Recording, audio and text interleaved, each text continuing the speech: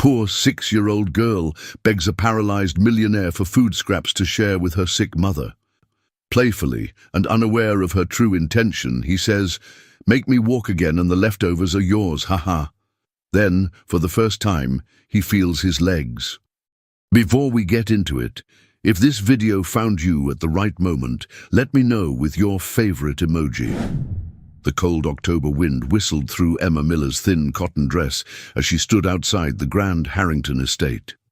At 6 years old, she was too small to reach the ornate brass knocker, but determination glinted in her deep blue eyes. This wasn't about her, it was about Mommy, who hadn't eaten in 2 days, so Emma could have the last of their food. "You can do this," she whispered to herself, clutching her small stuffed rabbit, the only toy she owned, for courage. The massive iron gates that had intimidated her from afar now stood mysteriously open. The gardener had left for the day, but Emma had watched from across the street as servers carried trays of fancy food into the mansion. There would be leftovers. There always were at rich people's parties. Mrs. Peterson at school had told her that rich people threw away more food than Emma and her mother ate in a week. Emma slipped through the gate and crept along the curved driveway, staying close to the perfectly trimmed hedges. The mansion loomed above her, windows glowing like golden eyes in the gathering dusk. Music and laughter spilled from inside, sounds as foreign to Emma as another language. Around the back, she found what she was looking for, the service entrance. Gathering her courage, she knocked timidly. No answer. She knocked harder, her small fist barely making a sound against the heavy door. Just as she raised her hand to try again, the door swung open. A tall man in a black suit looked down at her with surprised eyes. I'm sorry to bother you, sir," Emma said, her voice barely audible, "but I was wondering if maybe you had any food left over. Just scraps would be fine. It's not for me, it's for my mommy. She's sick." The man's face softened. "Wait here," he said, and disappeared inside. Emma shifted from foot to foot, hugging her rabbit tighter. The wind felt colder now, cutting through her thin dress. When the door opened again, a different person stood there, a woman in a uniform. "Come with me, child," she said, not unkindly. "Mr. Harrington wants to see you." Emma's heart pounded. Mr. Harrington, the millionaire who owned this palace. She'd seen his picture in the newspapers Mrs. Peterson sometimes brought to class. She followed the woman through gleaming hallways that seemed endless, past rooms bigger than her entire apartment. Finally, they reached a massive library where a man sat in a wheelchair beside a roaring fire. He had grey hair and sharp eyes that seemed to look right through her. His face was lined with age and something else, pain perhaps, or bitterness. "So," he said, his voice deep and imposing, "you're the little beggar at my back door." Emma swallowed hard. "I'm sorry, sir. I didn't mean to intrude. My mommy hasn't eaten in 2 days, and I thought maybe—" "Where is your father?" Richard Harrington interrupted. "He left when I was a baby," Emma replied simply. "Mommy says he wasn't ready to be a daddy." Something flickered in the man's eyes. "And what's your name, child?" Emma Miller, sir." "Well, Emma Miller, do you know who I am? You're Mr. Harrington. You own this big house and lots of other things too." A cold smile touched his lips. "Yes, I own many things. But do you know what I don't have?" Emma shook her head. "I can't walk, haven't been able to for 3 years. He gestured to his wheelchair. "All my millions, and I can't buy back my legs." Emma looked at the wheelchair, then back at Mr. Harrington's face. "I'm sorry, sir." The man studied her for a moment, then laughed, a sound without warmth. "Tell you what, little beggar, I'll make you a deal." "Make me walk again," Richard Harrington said, his voice dripping with sarcasm, "and the leftovers are yours." "Hell, I'll throw in a feast for you and your sick mother," he laughed bitterly. "How about that?" Emma stared at him, her small face solemn. The rich man was making fun of her, she knew, but she didn't care. All that mattered was bringing food home to Mommy. "May I try, sir?" she asked quietly. Richard's laughter died abruptly. He hadn't expected this response. Most adults were intimidated by him, let alone children. "You actually think you can make me walk? Doctors from around the world have tried and failed." "I don't know, sir, but my mummy says we should always try, even when things seem impossible." Something in her innocent determination annoyed him. "Fine. Come here then, miracle worker. Show me what the finest medical minds in the country couldn't do." Emma approached cautiously, still clutching her stuffed rabbit. She stopped beside his wheelchair and looked up at him with those unnervingly serious blue eyes. "What's his name?" Richard asked, nodding toward the well-worn toy. "Mr. Whiskers," Emma replied. "He helps me be brave." "Well, you'll need all the courage you can get." "My legs have been useless since a car accident 3 years ago." Emma nodded solemnly. Then, with childlike directness, she placed her small hand on his knee. Richard opened his mouth to make another cutting remark. When he felt it, a warmth, a tingling sensation spreading from where her tiny fingers rested. His cynical words died in his throat. "Can you feel that, Mr. Harrington?" Emma asked. "Feel what?" he whispered, not wanting to believe. "Your legs getting warm. Sometimes when Mommy hurts, I hold her hand and she says the warm feeling helps." Richard stared at her in disbelief. For the first time in 3 years, he could feel sensation below his waist. The tingling spread from his knees to his ankles. "Impossible," he muttered. Emma looked up at him expectantly. "Did it work?" Before he could answer, Gloria Peterson, his long-time housekeeper, entered the library. "Sir, your guests are asking for you." "Tell them I'm indisposed," Richard snapped, not taking his eyes off Emma. After Gloria left, Richard leaned forward. "Do that again," he demanded. Emma placed both hands on his knees this time. The sensation returned, stronger now, like circulation returning to a limb that had fallen asleep, but throughout both legs. "Try to move your toes," Emma suggested innocently. Richard almost laughed at the absurdity until he saw his right foot shift slightly, just a centimeter, but it moved. "My God," he whispered. For the first time in years, hope flickered inside him, hope he'd long ago abandoned. Then suspicion darkened his features. "Who sent you? Was it Michael?" His voice turned cold. "Is this some kind of trick my son cooked up to get his hands on my money?" Emma's eyes widened in confusion. "Nobody sent me, sir. I just wanted food for my mommy." Richard studied her face, searching for deception but finding only innocence. After a long moment, he pressed a button on his wheelchair. Gloria reappeared instantly. "Sir?" "Pack up all the leftovers from tonight's dinner," he ordered, "and call Dr. Wilson. Tell him to come first thing tomorrow morning." "Yes, sir. And the child?" Richard looked at Emma's threadbare dress and worn shoes. "Where do you live, girl?" "West Side Apartments, sir. Building C, apartment 14, but it's not really an apartment anymore. It's just one room now." "The condemned building on Maple Street?" Gloria asked, shocked. Emma nodded. "Gloria, have Thomas bring the car around. We're taking this child home, and tell the kitchen to prepare a proper meal basket as well." After Gloria left, Richard turned back to Emma. "I'm going to drive you home and meet this mother of yours." "Really?" Emma's face lit up. "And can I have the leftovers like you promised?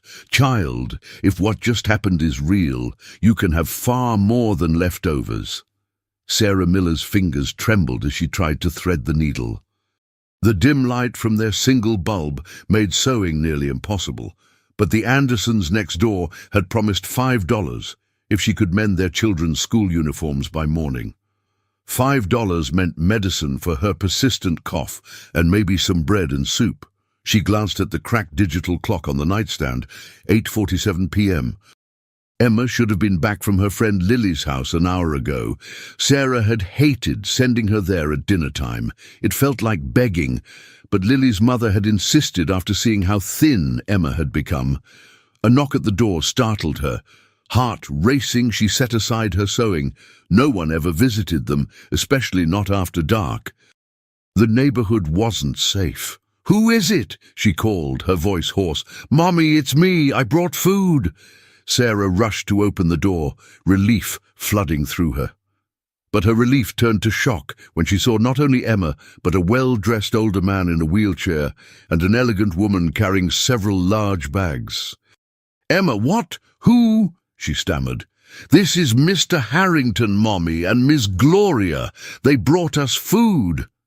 Sarah recognized Richard Harrington immediately. His face regularly appeared in the Boston business sections. What was a millionaire doing at their door? "Mrs. Miller," Richard said, his keen eyes taking in the sparse room, the single bed, the hot plate on a milk crate, the clothesline strung across one corner. "May we come in?" "Of course," Sarah managed, self-consciousness washing over her.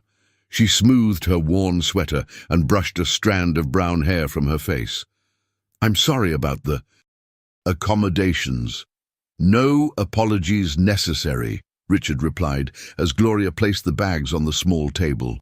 "Mommy, look!" Emma exclaimed, pulling out containers of food. "There's chicken and potatoes and vegetables and even cake." Sarah looked at Richard suspiciously. "I don't understand. Why would you bring us food?" "Your daughter came to my home tonight asking for leftovers," Richard explained. "She said you were ill." Sarah's face paled. "Emma, you didn't." She turned to Richard. "I'm so sorry, sir. I had no idea she would do such a thing. We're not beggars." "Mommy, I had to," Emma said. "You gave me your food again, and I saw you hiding your medicine because we couldn't buy more." Sarah's eyes filled with tears as she knelt to embrace her daughter. "Oh, sweetheart." Richard watched the exchange, something stirring within him that he hadn't felt in years. "Mrs. Miller," he said finally, "your daughter did something extraordinary tonight, something I can't explain." Sarah looked up, wiping her eyes. "What do you mean?" "I've been paralyzed from the waist down for 3 years. No sensation, no movement. The best specialists in the world gave me no hope of recovery." He paused. "When your daughter touched my legs, I felt them for the first time since my accident. I could even move my toes." Sarah's eyes widened in disbelief. That's not possible." "I would have said the same thing this morning," Richard replied. "Yet it happened." "Show her, Mr. Harrington," Emma urged. Under their watchful eyes, Richard concentrated on his right foot. Slowly, visibly, his foot lifted an inch off the footrest. Sarah gasped. "I don't understand," she whispered. "Neither do I," Richard admitted. "But I intend to find out." He looked directly at Sarah. "Mrs. Miller, I'd like to make you an offer. I want Emma to visit me regularly to see if this phenomenon continues. In exchange, I'll provide proper housing for you both, medical care for your condition, and ensure Emma receives a good education." Sarah stiffened. "Mr. Harrington, I appreciate your generosity, but Emma is not some medical curiosity to be studied." "And I won't accept charity." "It's not charity," Richard countered. "Consider it a business arrangement. Your daughter provides a service no one else can, and I compensate you accordingly." "And if nothing more happens? If tonight was just some strange coincidence?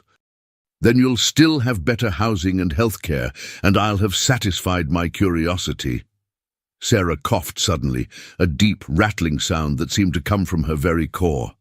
Emma looked at her with worried eyes. "Please, Mommy," Emma whispered. "Mr. Harrington was nice to me, and you need a doctor." Sarah looked from her daughter to Richard, conflict evident in her tired eyes. "1 week," she finally said. "We'll try for 1 week."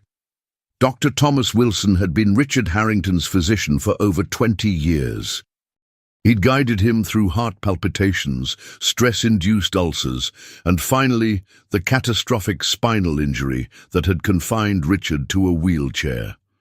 In all that time, he'd never seen Richard as animated as he was this morning. It's unprecedented, Thomas, Richard insisted, pacing back and forth in his wheelchair. The sensation has remained. I can feel pressure, temperature, even this. He pinched his own thigh. Dr. Wilson frowned, setting down his stethoscope. Richard, I've examined you thoroughly. There's definitely increased neural activity compared to your last evaluation 6 months ago, but there's no medical explanation for such a sudden improvement.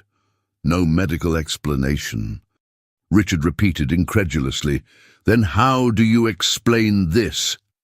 He concentrated intensely, and his right foot lifted from the footrest again, higher than yesterday. Dr. Wilson's professional composure slipped momentarily, his eyes widening. That's remarkable. It's a miracle, is what it is, Gloria interjected from where she stood by the door. It's not a miracle, Dr. Wilson replied, his scientific mind rejecting the notion. There must be a physiological explanation. Perhaps the nerve pathways have been slowly healing all along, and we've reached a tipping point. Richard shook his head impatiently. For 3 years you've told me the damage was permanent.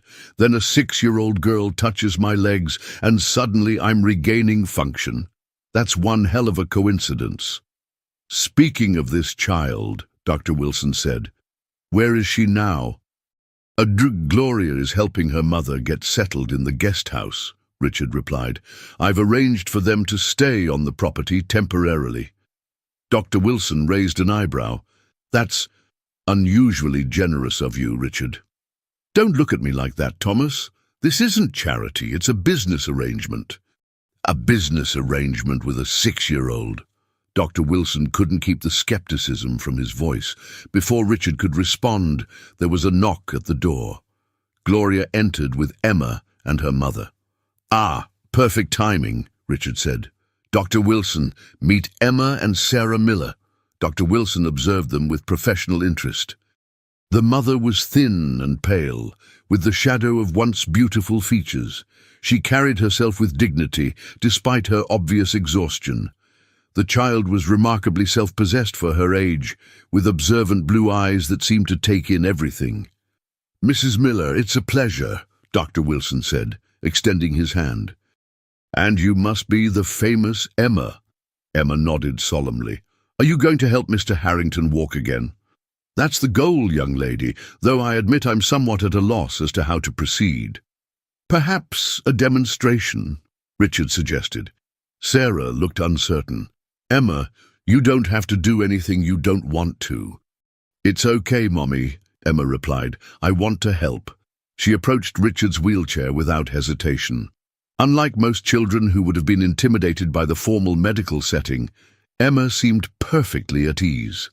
She placed her small hands on Richard's knees, just as she had the previous evening. The room fell silent. Doctor. Wilson watched with scientific scrutiny. Sarah observed with maternal concern.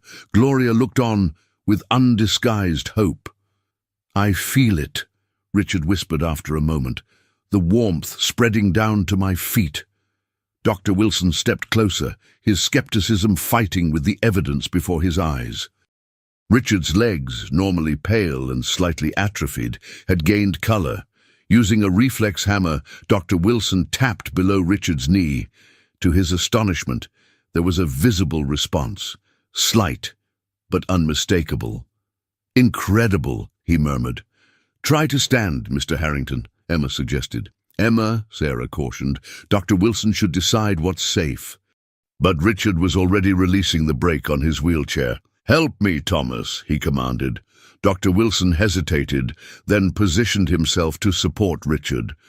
This is highly irregular, Richard. Your muscles have atrophied significantly.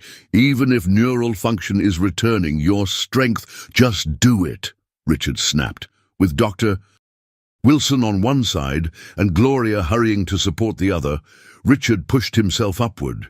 His legs trembled violently, barely supporting his weight. Sweat beaded on his forehead from the effort. For 5 seconds, 10, 15, he remained upright before collapsing back into the wheelchair.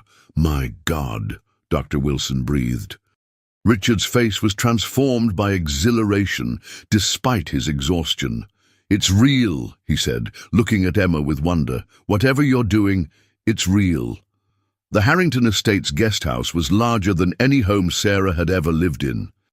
With 3 bedrooms, a full kitchen, and a living room with windows overlooking the immaculate gardens, it felt like a palace after their single room at Westside Apartments. Emma had been ecstatic, running from room to room, exclaiming over the soft beds and the fully stocked refrigerator.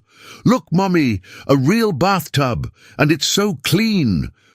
Now, as Sarah unpacked their meager belongings, everything they owned fit in 2 small bags, she couldn't shake her unease. Richard Harrington's offer seemed too good to be true, and in her experience, things that seemed too good to be true usually were. A knock at the door interrupted her thoughts.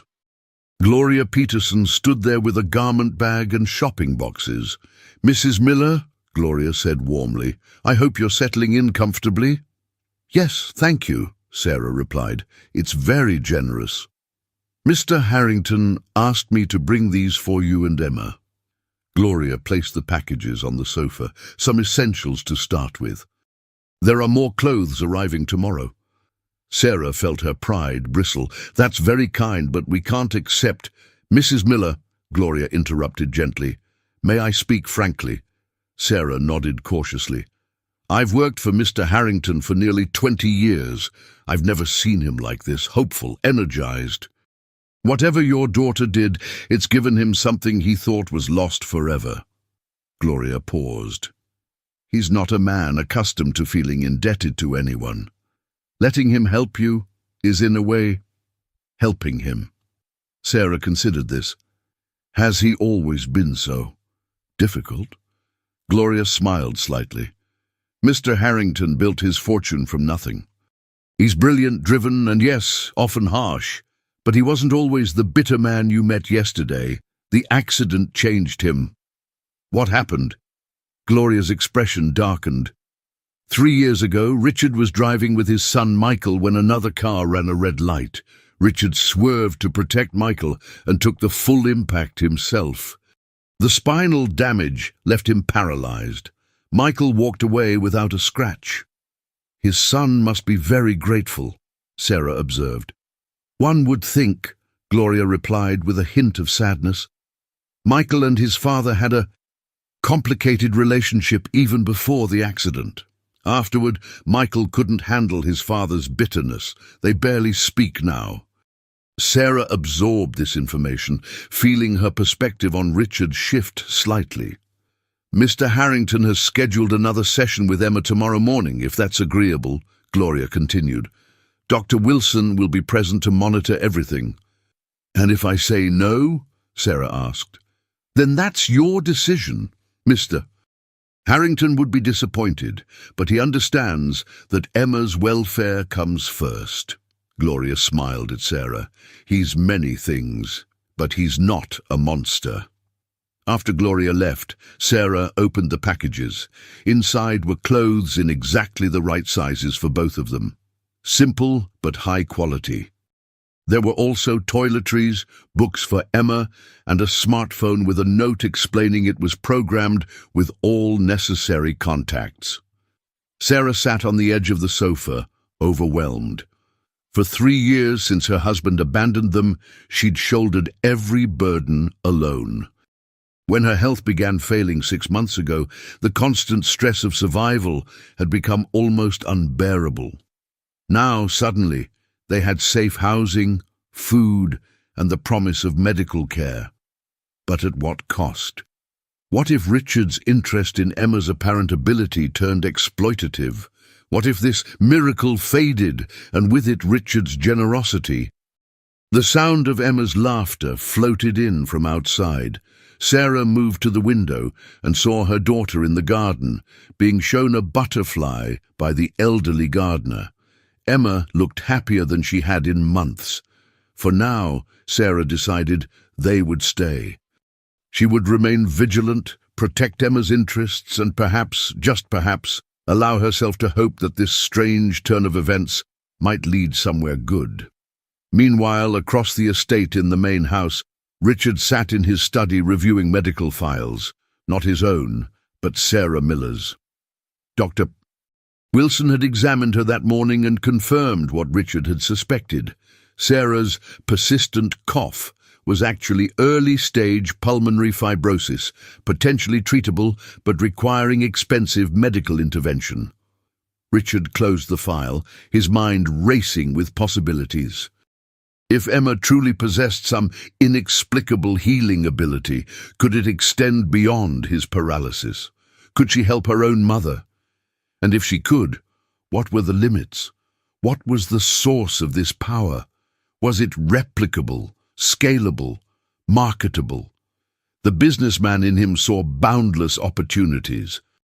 The man in him, the part he thought had died in the accident, felt something different, a responsibility to protect this gift and the child who carried it. Again, Emma, just like before, Richard instructed, his voice gentler than it had been in years. It was day 4 of their arrangement, and the changes were becoming impossible to ignore. Richard could now stand for nearly a minute, unassisted. The muscle atrophy was still significant, but sensation had returned to approximately 80% of his lower extremities, according to Dr. Wilson's tests. Emma placed her hands on Richard's knees, her face scrunched in concentration. After a moment, the now familiar warmth spread through his legs. "Good girl," Richard murmured. "Now let's try something new." With Emma's tiny hand in his, Richard pushed himself to standing. His legs trembled but held. Then, with excruciating slowness, he took one step forward, then another. "You're doing it, Mr. Harrington!" Emma exclaimed, delight brightening her features. "Doctor!" Wilson watched in amazement, scribbling notes furiously. "The progressive improvement defies all medical explanation," he muttered. "By all rights, your muscles shouldn't be strong enough for this yet." Richard took a third step before his strength gave out. Gloria rushed forward with the wheelchair just in time. "That's enough for today," Sarah interjected from where she sat nearby. Despite the remarkable progress, she remained vigilant during these sessions, watchful for any sign that Emma was being pushed too hard. "Just one more try," Richard insisted, his face flushed with exertion and excitement. "No, Mr. Harrington," Sarah said firmly. "Emma has school this afternoon, and you need to rest." Dr. Wilson said overexertion could cause setbacks. Richard looked like he might argue, but then relented with a sigh. "You're right, of course. Thank you, Emma. You've done wonderfully today." As Gloria escorted Emma and Sarah out, Dr. Wilson stayed behind. "You realize this could change everything we know about neurological recovery," he said once they were alone. "I've consulted with specialists, discreetly, as you requested, and no one has seen anything like it." "Have you discovered how she's doing it?" Richard asked. Dr. Wilson shook his head. "The equipment shows unusual electromagnetic activity when she makes contact with you, but nothing that explains the physiological response. It's as if—" He hesitated. "As if what, Thomas?" "As if she's somehow reactivating neural pathways through pure intention, willing your body to heal." Richard considered this. Could it work for other conditions, other patients? Theoretically, perhaps, but ethically, Richard, she's a child, not a medical device.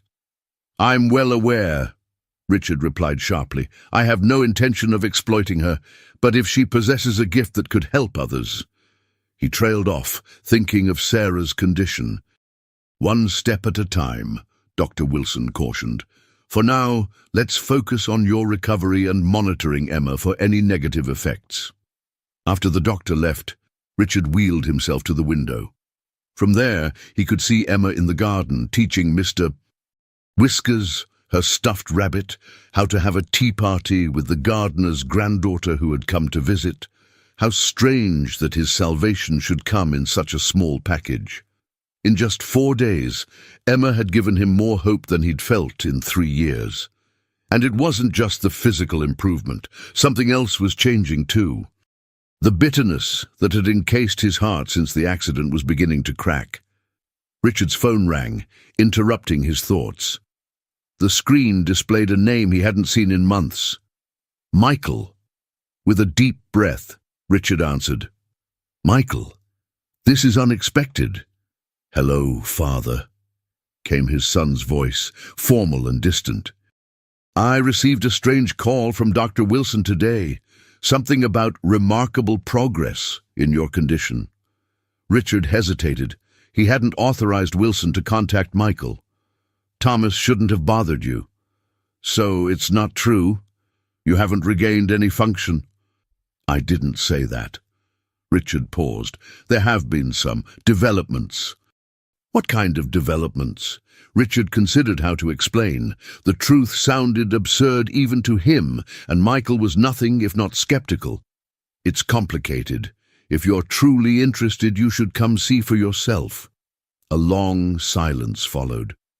Are you actually inviting me to visit? The surprise in Michael's voice sent a pang of regret through Richard. How bad had things become between them, that a simple invitation seemed shocking. Yes, Michael, I'm inviting you to visit. Another pause. I'll come tomorrow afternoon.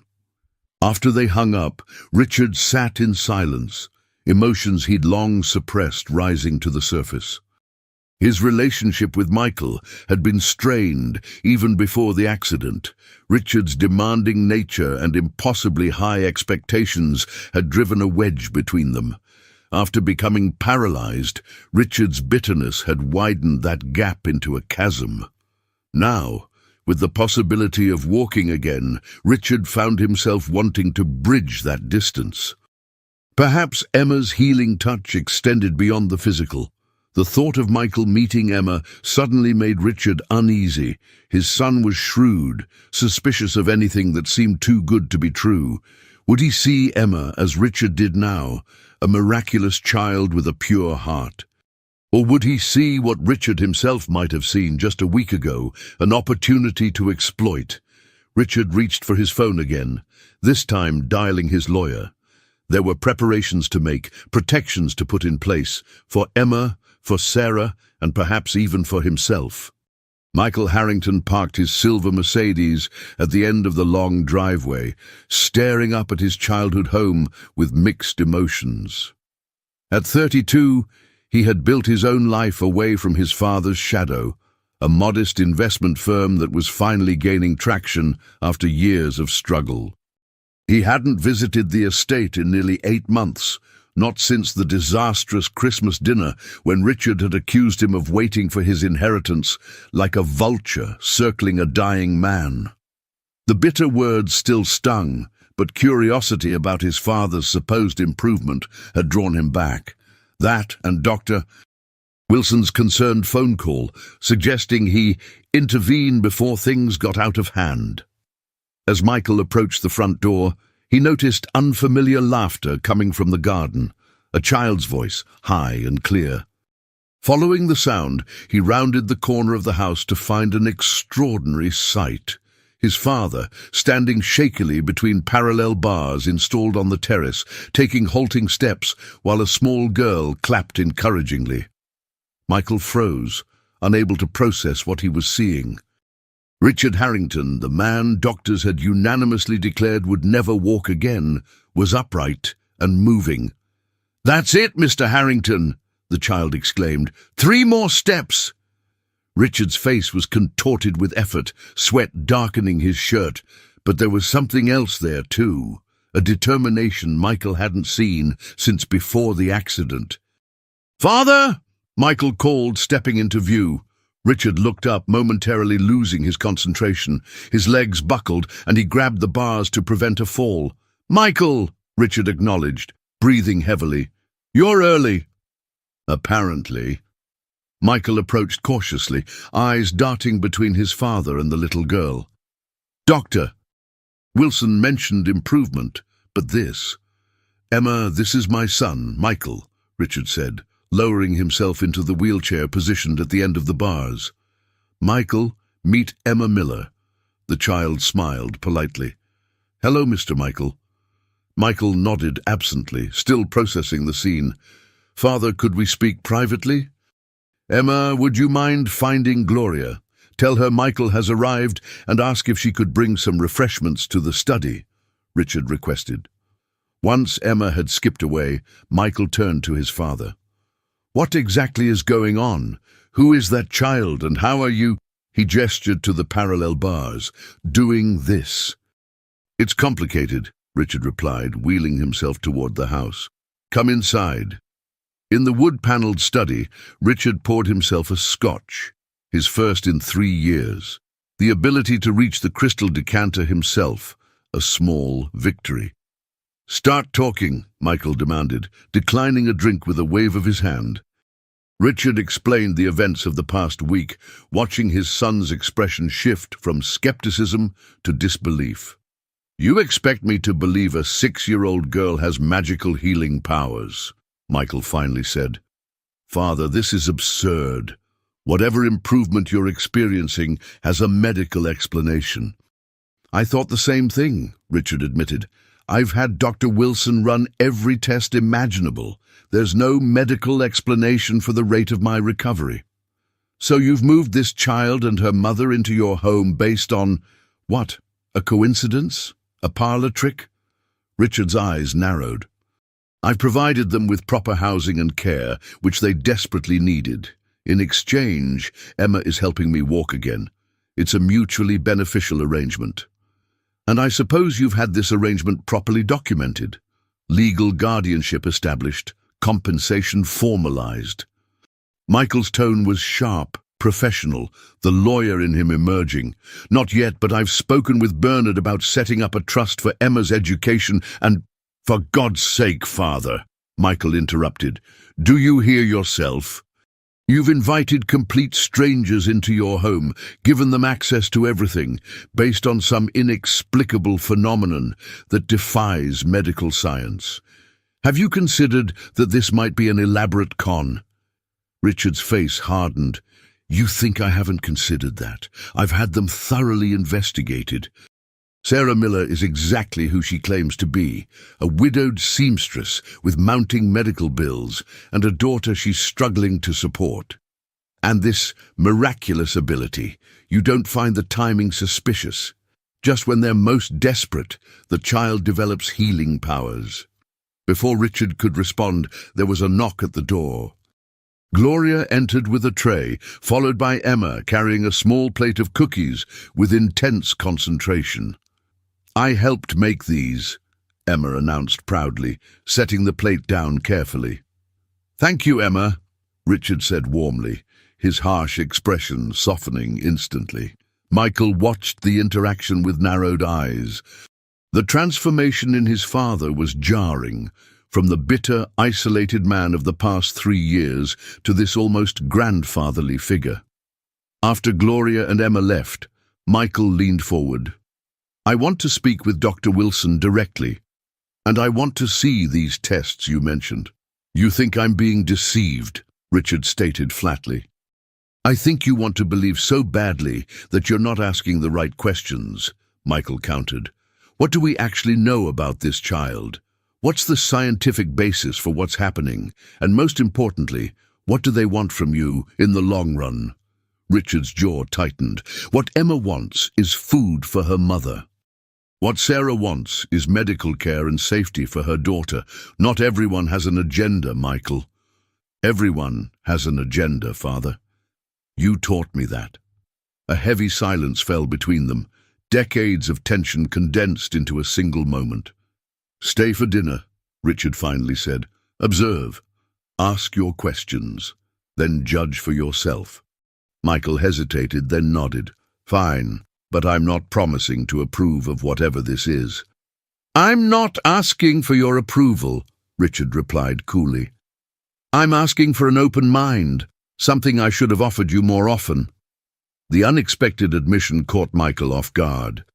He studied his father, searching for the manipulation behind the words, but finding only genuine regret. I'll stay, Michael agreed, more softly now. But I'm still calling Dr. Wilson. Sarah Miller stared at the medical report in her hands, the words blurring through her tears. Doctor. Wilson had been thorough, more thorough than any doctor she'd seen in years.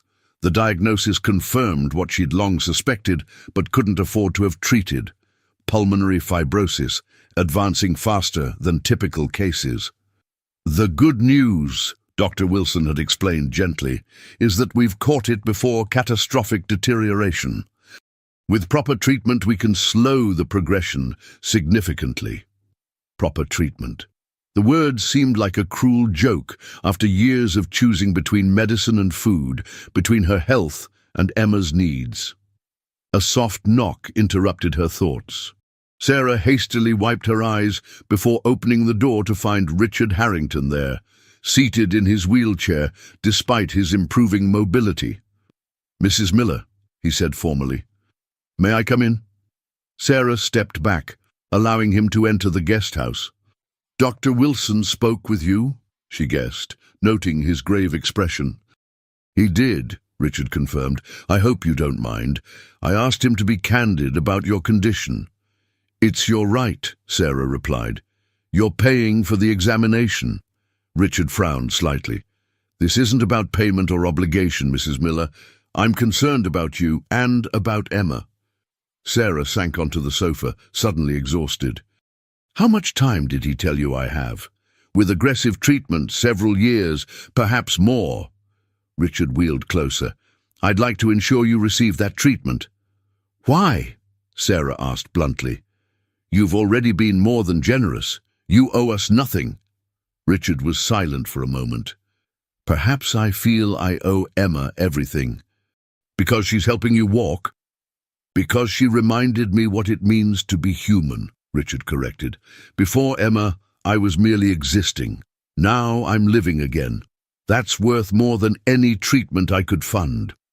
Sarah studied him, searching for deception, but finding only sincerity. "Your son doesn't trust us," she observed. "I saw how he watched Emma at dinner."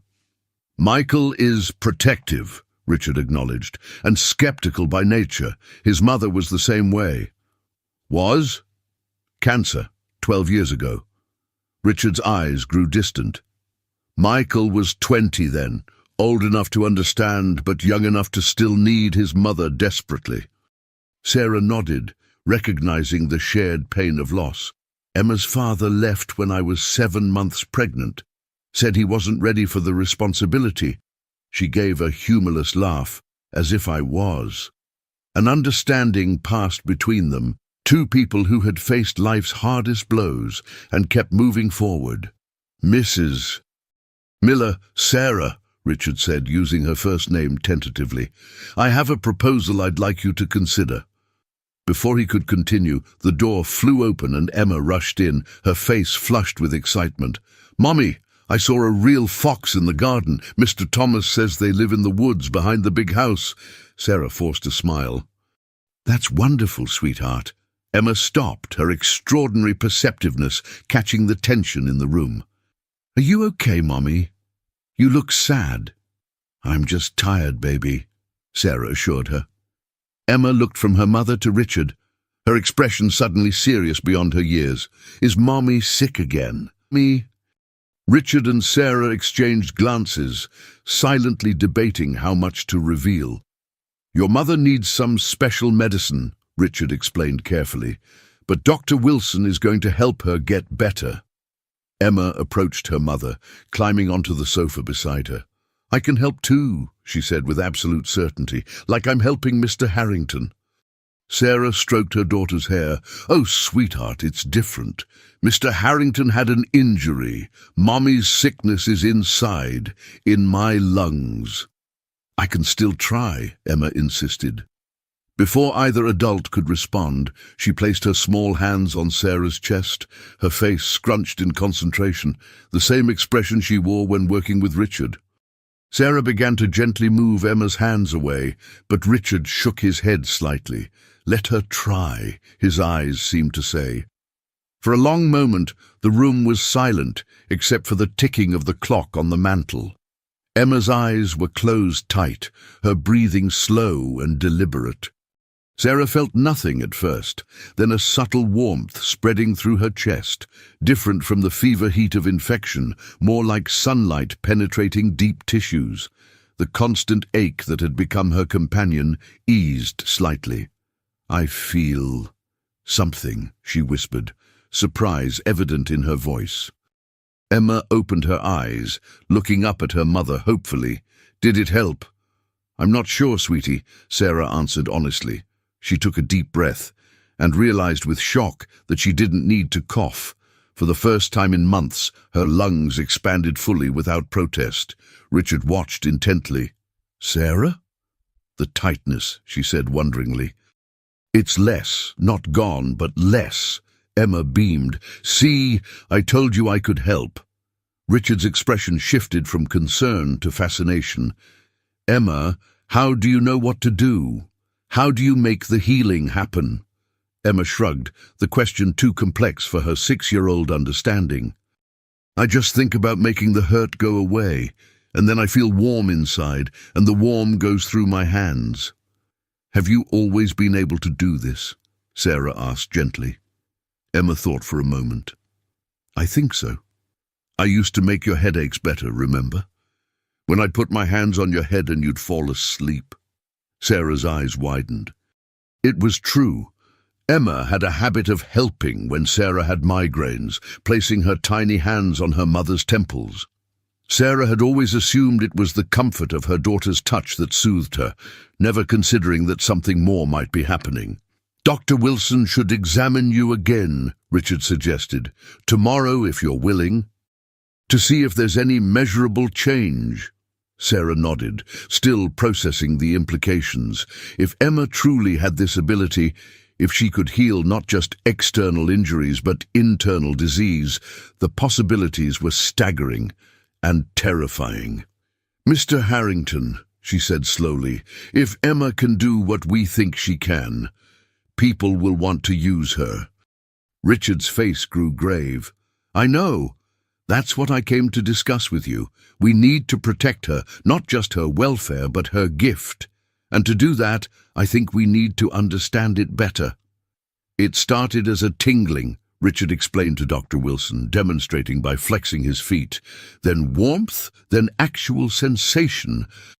Now I can feel everything. Pressure, temperature, even pain." It was day 14 of what they now privately called the Emma Protocol. Richard sat on the examination table in his home medical suite, legs dangling over the edge, a position that would have been impossible 2 weeks ago. Dr. Wilson shook his head in amazement. "The MRI shows regeneration of neural pathways that were completely severed. It shouldn't be possible." "And yet it is," Richard replied. "The question is, how?" Michael, who had extended his visit indefinitely, leaned against the wall with arms crossed. "Have you considered genetic testing? Maybe there's something unique in her DNA." "Absolutely not," Sarah interjected firmly from where she sat nearby. "I won't have Emma treated like a lab specimen." "Mrs. Miller," Michael said with forced patience, "if we understood the mechanism, we could potentially help thousands of people with spinal injuries. Or you could exploit a 6-year-old girl," Sarah countered. "Turn her into a medical curiosity to be studied and prodded." Richard raised a hand, silencing them both. "No one is suggesting exploitation, but Michael raises a valid point about helping others." Sarah's expression remained stubborn. "Emma's gift is extraordinary, but she's still a child. Her welfare comes first." "I agree completely," Richard assured her, "which is why I've drawn up these papers." He gestured to a folder on the nearby desk. "A legal framework to protect Emma and ensure her future, regardless of what happens with her ability." Sarah accepted the folder cautiously. "What kind of framework?" "A trust fund for Emma's education through college, a health insurance policy for both of you, and legal guardianship provisions should anything happen to you." Sarah's eyes widened. "Guardianship?" "Only as a contingency," Richard clarified quickly. "Given your condition, it seemed prudent to establish a safety net." "And who would be this guardian?" Sarah asked, though she already suspected the answer. "I would," Richard said, "unless you'd prefer to designate someone else." Michael made a small sound of disbelief. "Father, this is necessary," Richard finished firmly. "Emma has changed my life, Michael. I owe her security at minimum." Sarah began to respond when the door opened and Gloria appeared with Emma, who had been in the kitchen making cookies with the cook. "Look, Mommy, we made snickerdoodles," Emma proclaimed, offering a slightly misshapen cookie. The tension in the room dissipated as the adults turned their attention to the child. Sarah accepted the cookie with a smile that didn't quite reach her eyes. "Dr. Wilson, did you see? Mr. Harrington can almost walk by himself now," Emma said proudly. "I did see," Dr. Wilson replied kindly. "It's quite remarkable." Emma turned to Michael, offering him a cookie as well. Despite his reservations, Michael found himself charmed by her genuine sweetness. "Thank you, Emma." "You're welcome," she replied politely. "Are you still mad about me helping your daddy?" The direct question caught Michael off guard. "I'm not mad," he said carefully. "I'm just trying to understand how you're doing it." Emma considered this. "I don't know how. I just can. Like how some kids can sing really good or do math in their head." She paused, then added with childlike wisdom, "Sometimes special things just happen." Richard watched the exchange with interest. For all his initial skepticism, Michael seemed increasingly drawn to Emma, as everyone was. There was something about her beyond the healing ability, a pure-hearted empathy that touched even the most guarded individuals. "Emma," Dr. Wilson said gently, "may I ask you something? Have you ever helped someone heal before Mr. Harrington and your mother?" Emma thought for a moment. "I fixed Lily's finger when she got a paper cut at school. And Mr. Jenkins' dog was limping, and I petted his leg, and then he could run again." Sarah looked startled. "You never told me about Mr. Jenkins' dog. You were sleeping, Mommy. It was when you were really tired all the time." The adults exchanged glances, processing this new information. Emma had apparently been using her ability instinctively, without understanding its significance. "Emma," Richard said carefully, "what's the biggest hurt you've ever fixed?" Emma's face grew solemn. "Grandma Rose was really sick last year. The doctors said she would go to heaven soon." Sarah gasped softly. "My mother recovered from stage 4 pancreatic cancer last spring. The doctors called it a spontaneous remission, a medical miracle." "I just holded her hand a lot," Emma explained simply. "Every day when we visited the hospital." Dr. Wilson leaned forward. "And now your grandmother is well?" "She moved to Florida," Emma said with a shrug. "She sends me postcards with alligators on them." The implications hung heavy in the air. If Emma had unknowingly cured terminal cancer. "This changes everything," Michael murmured, his skepticism finally crumbling under the weight of evidence. "No," Sarah said firmly, pulling Emma closer to her side. "It changes nothing. Emma is still a little girl, not a miracle cure." Richard watched the protective fire in Sarah's eyes and made a decision. Sarah's right. Whatever we do next, Emma's childhood remains the priority. He reached for the parallel bars and pulled himself to standing, a movement that was becoming smoother each day. Slowly, deliberately, he took 4 steps without assistance. "Emma has given me back my mobility," he said, emotion thickening his voice.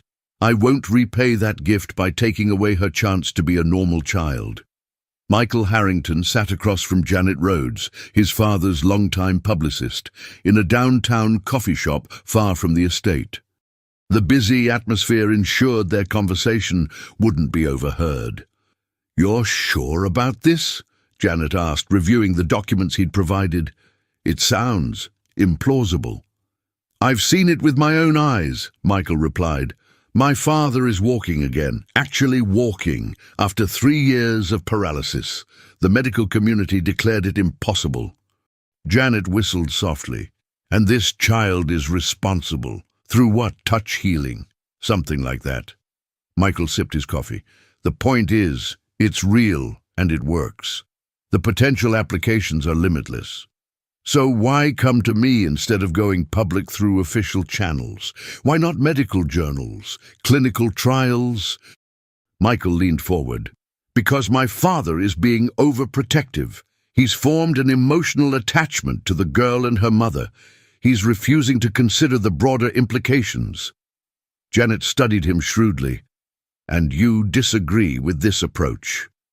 Think about it, Janet. A child who can cure paralysis, cancer, potentially any illness or injury. That's not something that should be kept private. It could change medicine forever. It could also create chaos, Janet pointed out. Every desperate parent, every terminal patient would descend on this child. It would be a media frenzy. Which is why we need to control the narrative, Michael countered. A carefully managed revelation, scientific validation, then a structured program to maximize the benefit while protecting the child. Janet tapped her pen against the table thoughtfully. Your father must have considered this. What's his position? Michael's expression hardened slightly. He wants to keep it quiet, at least for now. He's set up a trust fund for the girl, is treating the mother's pulmonary fibrosis, and acts like that's sufficient. And what do the mother and child want? The mother is protective, cautious. The child is 6. She doesn't understand the significance. Janet set down her pen. Michael, I've known you since you were a teenager. You've always been ambitious, strategic. What's your real interest here? Michael hesitated, then spoke with careful precision. I believe this discovery could be the most significant medical breakthrough of the century. It should be properly documented, researched, and implemented, not kept secret because of my father's emotional attachments. And the fact that Harrington Medical Technologies would be positioned to facilitate this implementation is just a coincidence? Janet asked skeptically. Michael didn't flinch. Business opportunities and humanitarian benefits aren't mutually exclusive. Janet gathered the documents. I'll help you prepare a strategy, but on one condition. Nothing goes public without your father's consent and the mother's agreement. This isn't just about medical advancement or business opportunities. It's about a child's life. Michael nodded reluctantly. Agreed. For now. Meanwhile, back at the Harrington estate, Emma sat on the terrace with Richard, watching birds at the feeder. In the 3 weeks since their first encounter, Richard had progressed from wheelchair to walker to cane. Today he sat in a regular chair, his wheelchair nowhere in sight. Mr. Harrington, Emma asked, breaking their companionable silence. Yes, Emma. Are you and Mr. Michael mad at each other? Richard sighed. Emma missed little. Not mad, exactly. We have different ideas about some things. About me helping people? Emma asked perceptively. Richard turned to her, surprised. You've been listening to our conversations. Emma nodded solemnly. Mr. Michael thinks I should help lots of people, not just you and Mommy. And what do you think about that? Richard asked carefully. Emma considered the question with the pure, uncomplicated reasoning of a child. I like helping people. It makes my heart feel big. She spread her hands over her chest to demonstrate. But sometimes after helping a lot, I get really, really tired. Richard frowned. Tired how? Like I need to sleep right away. And sometimes I get really hungry, like my tummy is empty even if I just ate. Alarm bells rang in Richard's mind. No one had considered the physical cost to Emma of these healing sessions. They'd been so focused on the miraculous results that they'd overlooked potential side effects. Emma, why didn't you tell us you were getting tired? Emma shrugged. Grown-ups were happy when I helped. I didn't want to make them sad. A wave of guilt washed over Richard. They had been so careful about Emma's emotional well-being, yet they'd missed something fundamental. Emma, listen to me, Richard said, taking her small hands in his. Your gift is extraordinary, but your health and happiness come first, always. If helping makes you tired, you must tell us immediately. Promise? I promise, Emma replied. But I still want to help you walk all the way better. Richard squeezed her hands gently. You already have, more than you know. Later that evening, Richard called an unexpected meeting in his study with Sarah, Dr. Wilson and Michael. We're suspending the healing sessions, Richard announced without preamble. What? Why? Michael demanded. Emma is experiencing fatigue and hunger after healing, physical symptoms we've completely overlooked, Richard explained. We have no idea what this energy transfer is doing to her body. Dr. Wilson looked troubled. I should have anticipated this. Any energy expenditure requires fuel. If Emma is somehow transferring healing energy, her body must be producing it at a cost. All the more reason to conduct proper studies, Michael argued, to understand the mechanism and ensure it's safe. Or all the more reason to stop, Sarah countered. Emma's health isn't something we experiment with. We need to find a balance, Richard said. Limited sessions, carefully monitored, with proper rest and nutrition for Emma. And absolutely no external involvement until we understand the full implications. Michael stood abruptly. This is short-sighted. There are people suffering who could benefit, and there's a 6-year-old girl who could be harmed, Richard interrupted sharply.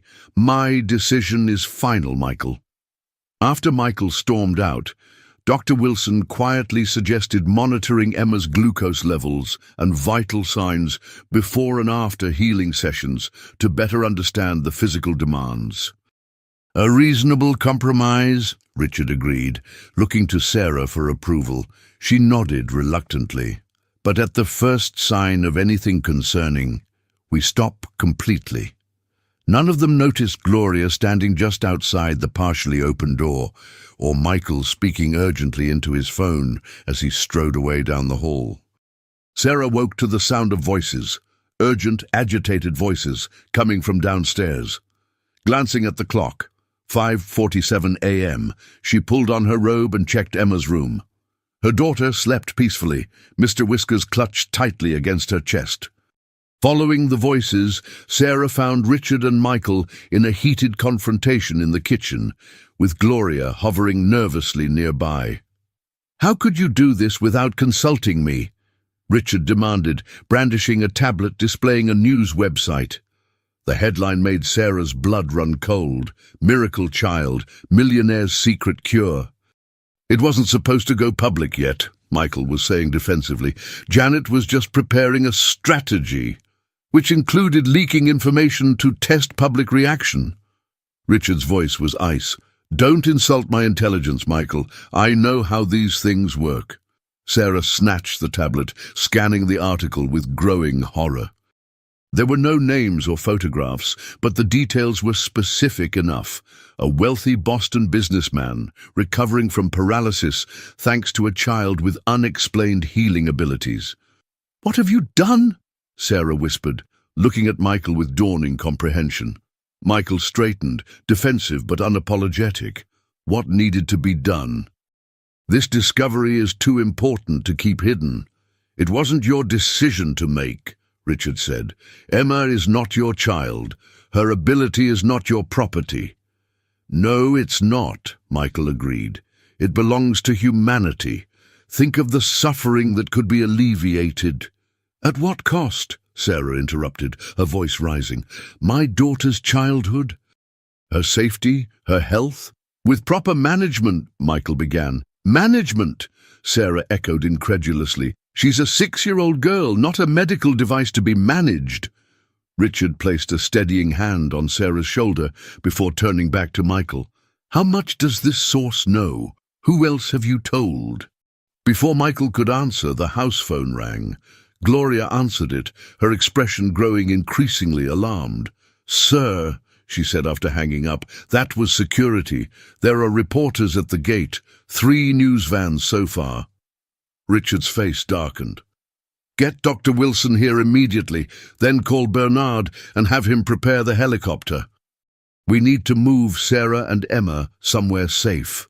Michael stepped forward. Father, be reasonable. We can control this situation. A press conference, proper scientific validation. You've lost the right to offer opinions on this matter, Richard cut him off. You betrayed my trust and put a child at risk. I did what you were too emotionally involved to do, Michael shot back. This discovery doesn't belong to you. No, Sarah said quietly, a dangerous calm settling over her. It belongs to Emma, and you've taken away her choice. The next hours passed in a blur of activity. Doctor Wilson arrived, grim-faced, confirming what they already knew. The story was spreading rapidly. More reporters arrived, along with curious onlookers. Someone had leaked Emma's healing ability to social media, and the story was going viral. By mid-morning, Richard's private helicopter landed on the estate's helipad. The plan was simple. Evacuate Sarah and Emma to Richard's private island off the main coast, while his legal team worked to contain the situation. Sarah stood in Emma's room, hastily packing essentials. Emma sat on the bed, confused by the sudden chaos. "Are we going on vacation, Mommy?" she asked. Sarah forced a smile. "Something like that, sweetheart. An adventure. Is Mr. Harrington coming too?" "He'll join us soon," Sarah assured her, though Richard had been adamant that he needed to stay behind to handle the fallout. Emma clutched Mr. Whiskers tighter. "I don't want to go without saying goodbye." Sarah checked her watch anxiously. The helicopter was waiting, and security reported more media arriving by the minute. "We'll see him before we go," she promised. Downstairs, they found Richard in his study with Dr. Wilson and Bernard, his attorney. Richard's face lit up when Emma entered, though strain showed around his eyes. "There's my girl," he said warmly, opening his arms. Emma ran to him, climbing onto his lap, something that would have been impossible a month ago. "Are you coming on our adventure, Mr. Harrington?" Richard hugged her close. "Not right away, but I'll join you very soon. You and your mother need to take a little trip while I take care of some business here, because of the people outside. The ones who want me to help them." The adults exchanged glances. Emma, as usual, understood more than they realized. "Yes," Richard answered honestly. "People have heard about your special ability and they're very excited. But we need to make sure everything is organized properly before you meet anyone new." Emma nodded solemnly. "I can't help everyone at once. I'd get too tired." "Exactly," Richard agreed, relief evident in his voice. He reached into his desk drawer and withdrew a small box. "I have something for you. A going-away present." Emma opened the box to find a delicate silver bracelet with a single charm, a small rabbit like Mr. Whiskers. "It's beautiful," she gasped. "It's also special," Richard explained, helping her put it on. "See this tiny blue dot? It's a tracker, so I'll always know where you are. If you ever need me, just press it 3 times and I'll come right away." "Like magic?" Emma asked, eyes wide. "Like technology," Richard corrected with a smile, "but just as reliable." A sharp knock interrupted them. Gloria entered, looking anxious. "Sir, we have a situation. Someone's leaked the helicopter plan. There are reporters heading to the helipad now." Richard's face hardened. "Plan B, then. The boat." Bernard nodded, already on his phone, making arrangements. Richard turned back to Emma. "Slight change of plans, sweetheart. You and your mother are going to take my boat instead. It will be like a pirate adventure." Emma's eyes lit up. "With treasure?" "The greatest treasure of all," Richard said softly. "Your safety." Jeet, the morning sun sparkled on the Atlantic as Richard's yacht, Serendipity, cut through the waves toward his private island. On the aft deck, Emma watched dolphins play in the boat's wake, her excitement temporarily overshadowing the rushed departure and the tension emanating from the adults. Below deck, Sarah spoke quietly with Richard via satellite phone. "The news is everywhere," she said, scanning headlines on a tablet. "They're calling her the miracle child and offering rewards for information. Someone leaked that we left by boat." "Change course," Richard instructed immediately. "Bernard has arranged alternative accommodations in Canada. I'll text the coordinates." "Richard," Sarah hesitated. "There's something else. Social media is speculating about us. Us? You and me. They're suggesting I'm using Emma to secure your fortune, that this is some kind of con. Richard's silence spoke volumes. You believed that once too, Sarah reminded him, when we first met. For about 5 minutes, Richard admitted, before I saw Emma's pure heart and your fierce protection of her. No one could fake that. Michael still believes it, Sarah said softly. He thinks I'm manipulating you. Michael sees the world through a lens of suspicion. It's how I raised him, unfortunately. Richard's voice grew heavy with regret. I taught him to look for angles, motivations, weaknesses to exploit. Is it any wonder he can't recognize genuine goodness when he sees it? The conversation was interrupted by the captain's voice over the intercom. Mrs. Miller, Mr. Harrington asked me to inform you we're changing course. Also, radar shows another vessel approaching rapidly from the southwest. Sarah's heart raced. Could it be press? Paparazzi? Unknown, ma'am, but they're moving with purpose. Sarah ended the call and hurried to find Emma. As she reached the deck, she saw the approaching boat, sleek, powerful, closing fast. Emma, come inside, she called urgently. Emma turned, her smile fading at her mother's tone. But the dolphins? Now, Emma, Sarah insisted, reaching for her daughter's hand. Before they could reach the cabin door, the pursuing boat drew alongside. To Sarah's shock, she recognized Michael Harrington standing on the deck. Mrs. Miller, he called over the engines. I need to speak with you and Emma. It's urgent. Captain, maintain course, Sarah instructed firmly, pulling Emma closer. Please, Michael shouted. My father is in danger. They're coming for him too. Something in his voice, genuine fear, made Sarah hesitate. Who's coming for him? Government agencies, pharmaceutical companies, everyone with an interest in controlling Emma's ability. Michael's boat matched their speed perfectly. They raided the estate an hour after you left. Sarah's blood ran cold. Emma, go to our cabin and stay there, she instructed. Lock the door and don't open it for anyone but me. Once Emma was safely inside, Sarah nodded to the captain to slow down. Michael's boat drew alongside, and he jumped aboard with surprising agility. You have exactly 1 minute to explain, Sarah said icily. Michael ran a hand through his disheveled hair. This went too far, too fast. I never intended. He broke off, visibly struggling to maintain composure. When the story broke, everyone wanted a piece of it. Pharmaceutical companies seeing profit potential, research institutions, government health agencies. Then the religious groups started calling it divine intervention, and fringe elements began theorizing about extraterrestrial origins. You caused this, Sarah reminded him sharply. I know, Michael admitted, surprising her with his candor. But I'm trying to fix it now. Father is holding them off legally, but someone at the National Health Institute has classified Emma's ability as a resource of critical public health importance.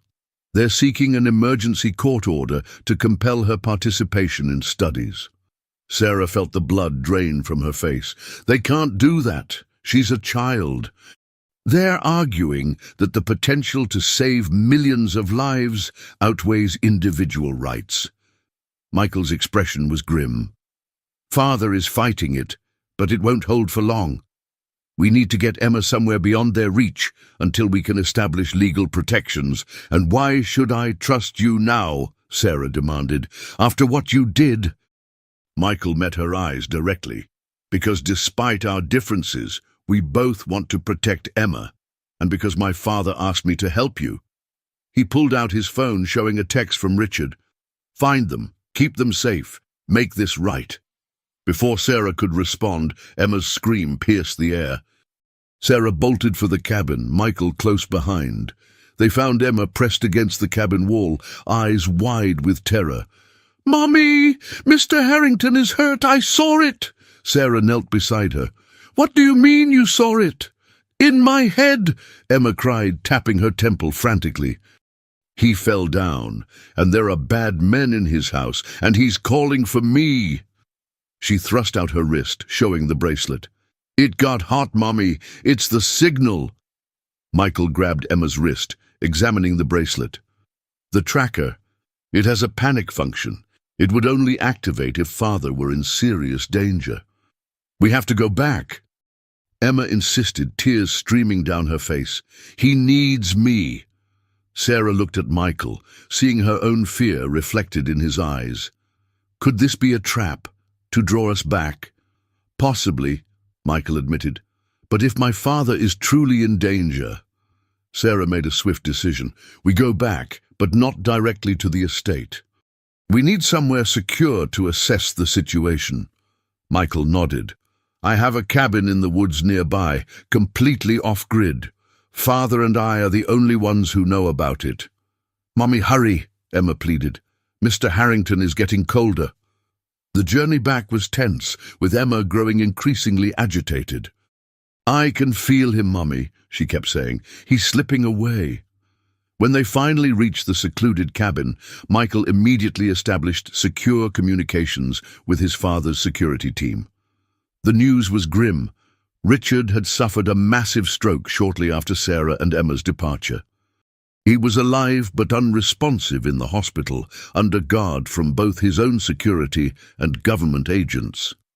"It's the stress," Dr. Wilson confirmed via encrypted video call. His blood pressure was dangerously high after the confrontation with the authorities. The stroke affected the left side of his brain. He's stable but critical. "I can help him," Emma said with quiet certainty, having listened from the doorway, "like I helped Grandma Rose." Sarah and Michael exchanged glances. "It's too dangerous," Sarah began. "The authorities—" "Will be focused on the hospital," Michael finished. "But I can get us in through the service entrance. Father's security team is still loyal to him, not the government agents." Sarah looked at her daughter, so small, yet so determined. "Emma, helping Mr. Harrington might make you very tired, more tired than ever before. A stroke is very serious." "I know, Mommy," Emma replied with that eerie wisdom that sometimes emerged.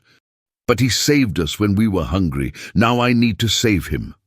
3 hours later, disguised as hospital staff, they slipped into Richard's private room. The sight of him, pale, motionless, connected to numerous machines, brought tears to Emma's eyes. "He looks like he's sleeping," she whispered. "He is, in a way," Dr. Wilson explained gently. "His brain is trying to heal itself." Emma approached the bed without hesitation. "I need to hold his head, like I did with Grandma Rose." With Sarah's help, Emma placed her small hands on either side of Richard's head. The room fell silent, except for the steady beeping of monitors. Minutes passed. Emma's face grew increasingly strained, her small body trembling with effort. Sweat beaded on her forehead. "Emma, that's enough," Sarah urged, growing alarmed. "Not yet," Emma insisted, her voice barely audible. "He's coming back. I can feel him." As if in response, Richard's fingers twitched, his eyelids fluttered. "Brain activity is increasing," Dr. Wilson reported, watching the monitors in astonishment. Emma swayed suddenly, her face deathly pale. Michael caught her just as she collapsed. "Emma!" Sarah cried, rushing to her daughter. "She's exhausted," Dr. Wilson said, checking her pulse. "Her blood sugar has crashed. She needs glucose immediately." As they tended to Emma, a weak voice came from the bed. "Emma?" Richard's eyes were open, confused but alert. "What happened? Where am I?" "Father!" Michael moved to his side. "You had a stroke. Emma brought you back." Richard struggled to sit up. "Where is she? Is she all right?" "She's depleted but stable," Dr. Wilson assured him. "Just as we feared, the healing takes a physical toll on her." Richard's gaze found Emma's unconscious form in Sarah's arms. "Oh my God, what have we done?" Hours later, when Emma finally woke in a private room adjacent to Richard's, her first words were, "Did I help Mr. Harrington?" Sarah, who hadn't left her side, nodded through tears. "Yes, baby." The doctors say it's miraculous. He's already regaining function that should have taken months of rehabilitation. Emma smiled weakly. Good. I was afraid I wouldn't be strong enough. Richard appeared in the doorway, walking with a cane, but otherwise showing remarkably few effects from the stroke. You were more than strong enough, he said softly. You were extraordinary. Michael stood behind his father, his expression transformed by what he had witnessed. The skeptical businessman had given way to something more humble, more human.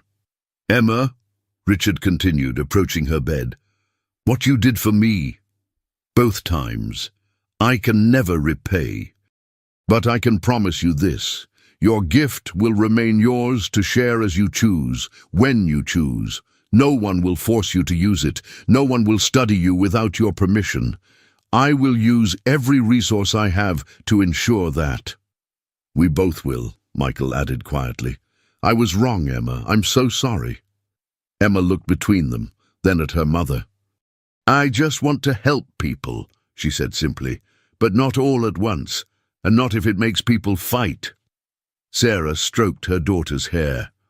We'll find a way, sweetheart, a way that protects you while allowing you to share your gift with those who truly need it. Richard nodded. A foundation, perhaps. Foundation. Strictly controlled, with you and your mother making all decisions, when you're older if you choose. And school, Emma asked hopefully.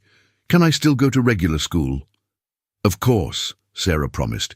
You're a little girl first, miracle worker second. As evening fell, with Emma sleeping peacefully and security ensuring their privacy, Richard and Sarah stood at the hospital window, watching the sunset. What now? Sarah asked softly. The world knows about Emma. We can't put that genie back in the bottle. Richard took her hand, a gesture that felt natural despite its newness.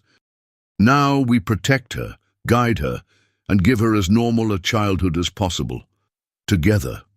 Sarah turned to him, seeing not the bitter millionaire of their first meeting, but the man who had emerged, compassionate, determined, transformed by a child's simple act of kindness. Together, she agreed. In her bed, Emma dreamed of butterflies, gardens, and a world where hurts could be healed with a touch, not all at once, but one person at a time, starting with those who needed it most.